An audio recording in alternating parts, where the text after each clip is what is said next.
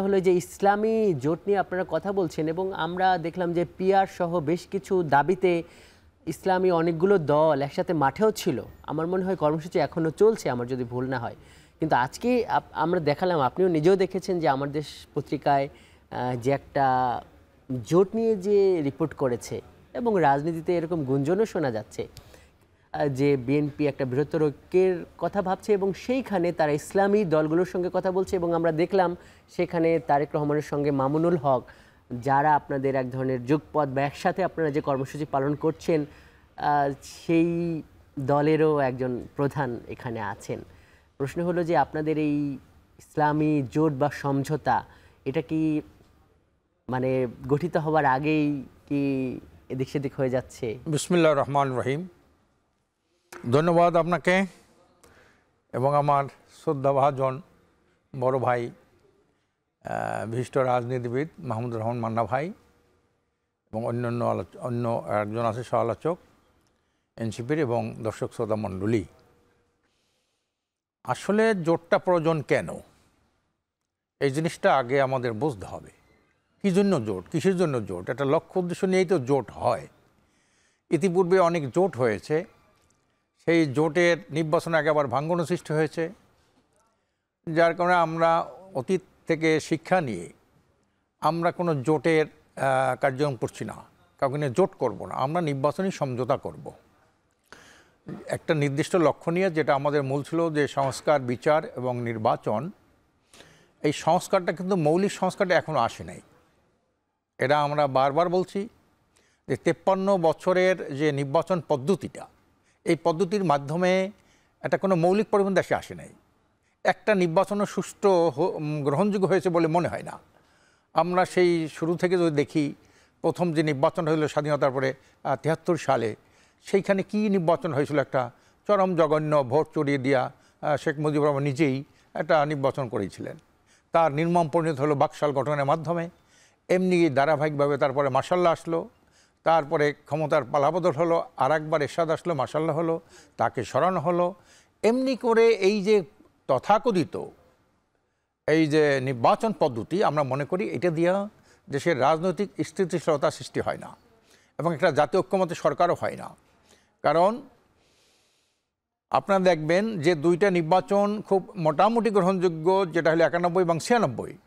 91 নির্বাচনের সময় কিন্তু বিএনপি ক্ষমতায় গেছিল, জামাত সেখানে সমর্থন করছিল, কিন্তু আওয়ামী লীগ বলল সেখানে সূক্ষ্ম কারচুপ হয়েছে। আবার 96 সালে যখন আওয়ামী লীগ ক্ষমতায় গেল, তখন বিএনপি বলল স্থূল কারচুপ হয়েছে। এবং এই দুইটা যে নির্বাচন হইল, সরকার গঠন হলো, এর মধ্যে যারা বিরোধী দলে ছিল তারা মাসের পর মাস কিন্তু তারা আপনার সংসদ বর্জন করলেন। শুধু বর্জন করলেন, কিন্তু সংসদে যত সুযোগ সুবিধা ছিল তাদের, বেতন নেওয়া, গাড়ি নেওয়া, বাড়ি পাওয়া, প্লট পাওয়া, লাল পাসপোর্ট পাওয়া, এই সবগুলোই কিন্তু তারা গ্রহণ করলেন, কিন্তু সংসদ বর্জন করলেন।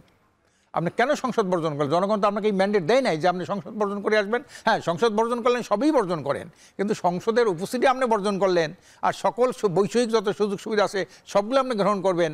এই যে দ্বিচারিতা, এটা কিন্তু জনমনে একটা প্রশ্ন দেখছে যে তথাকথিত নির্বাচনের মাধ্যমে আপনার দেশ, জাতি, মানবতার কোনো মুক্তি আসে নাই, কখনোই আসে নাই। যেটা আমার ঐক্যমত্য কমিশনের পটভূমিতে লিখেছেন, তারা একটা কথা লিখেছেন যে এই যে 53 বছরের মধ্যে যতগুলো নির্বাচন হয়েছে, নির্বাচনের মাধ্যমে কখনোই কোনো জন আকাঙ্ক্ষা পূরণ হয় নাই। কাজে আমরা চাই যে একটা সুন্দর কার্যকরী একটা সংসদ, এবং সেটা শতভাগ জনমতে প্রতিপালন হবে, এবং সংসদে একটা জাতীয় সরকার হবে। সবাই, অনেকগুলো দল আছে 20, 25, 50 বছর পর্যন্ত রাজনীতি করে, একটা সংসদ সদস্য হইতে পারে নাই।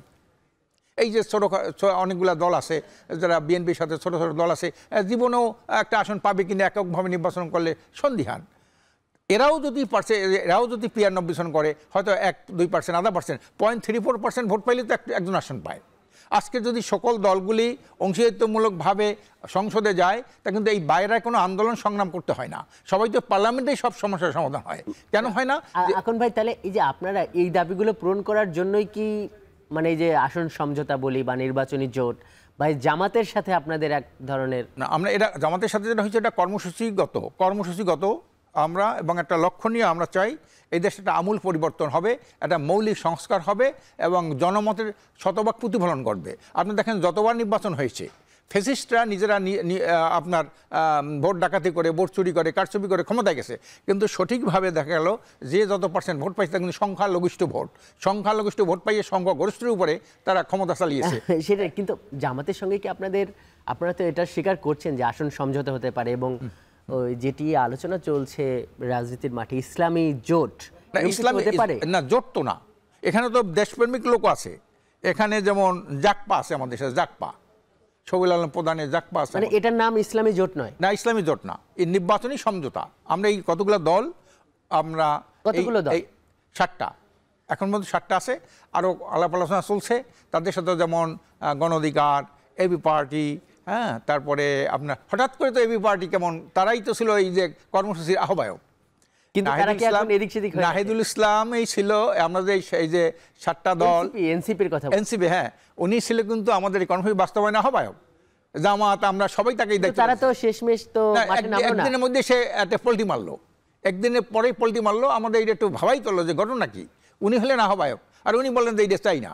তারপরে একটা নির্বাচন, মানে সে কেন এরকম করলো তা আমরা বুঝতে পারতেছি না যে কেন এটা করলো। উনি একটা কথা বলে যে তার লোয়ার হাউসে পিয়ার চায় না, লোয়ার হাউসে পিয়ার চায়, আপার হাউসে পিয়ার চায়। এই দেশের মানুষ আপার হাউস বোঝে? কোনোদিন আপার হাউস ছিল বলেন? এইটা একটা হলো একটা আজগুবি। আপার হাউস তো প্রয়োজন হয় না, ছোট্ট একটা দেশ, একটা ইউনিটারি দেশ, এটা আমার কোনো প্রদেশ নাই, কোনো অঙ্গরাজ্য নাই, এখানে তো আপার হাউস দরকার হয় না। এমনি 300 প্রার্থীর মধ্যে প্রায় 290-95 দুর্নীতির সাথে জড়িত। এই ইস্যুতেই কি নাহিদ ইসলাম, আপনি আপনার ভাষায় যেটা বলছিলেন, সরে গেল বা না সরে গেছে কিনা এটা তাদের সাথে ওইভাবে কথা হয় নাই, কিন্তু যে বৈঠকে সিদ্ধান্ত ছিল 7 দফা, আমরা এই 5 দফা কর্মসূচি নিয়ে আমরা মাঠে থাকবো, সেই বৈঠকের উনি ছিলেন আহ্বায়ক, নাহিদ আহ্বায়ক ছিল। হ্যাঁ, এই সবাই তাকে এই দায়িত্বটা দিয়েছিল। পরের দিন দেখা গেল যে এটা সে ওইভাবে সে কর্মসূচির ব্যাপারে বললো যে আমি এই জোটের সাথে নাই। তা নাই বা আছে বা নাই এটা নিয়ে আমাদের অত টেনশন নাই, অত কিছু নাই। এখন ভাই, আপনারা জুলাই সনদ বা জুলাই যে একটা অভ্যুত্থান হয়েছে, এটার চেতনা বা স্পিরিট, এটি বাস্তবায়নের ব্যাপারে বেশ বক্তব্য বিবৃতি দিচ্ছেন। আপনারা ঐকমত্য কমিশনও আপনাদের এই নিয়ে বেশ এর পক্ষে জোরালো বক্তব্য আছে, কিন্তু যখন এই যে নাহিদ ইসলাম, এনসিপি, তাদেরকেও জুলাইয়ের শক্তি ধরা হয়, সে তো জুলাই আন্দোলনের এক ধরনের প্রধান মুখ ছিল ওই সময়, তাহলে তারা যদি সরে যায়, তাহলে আপনাদের যে একটা ন্যারেটিভ রাজনৈতিক, সেটা কি একটু, আমরা তো এখনো তারা তো এক পয়েন্টে তো এনসিপির সাথে আমাদের একটা মিল আছে, তারা আলাদাভাবে গণভোট চায়, আলাদা তারিখে। বিএনপি যেমন চায় আর কিছু দল চায় একই তারিখে, আমরা যেমন চাই এই 7 দল যে আমরা চাই আলাদা তারিখে এই গণভোটটা হবে। এই আলাদা গণভোটের তারিখের ব্যাপারে কিন্তু এনসিপি এক আছে।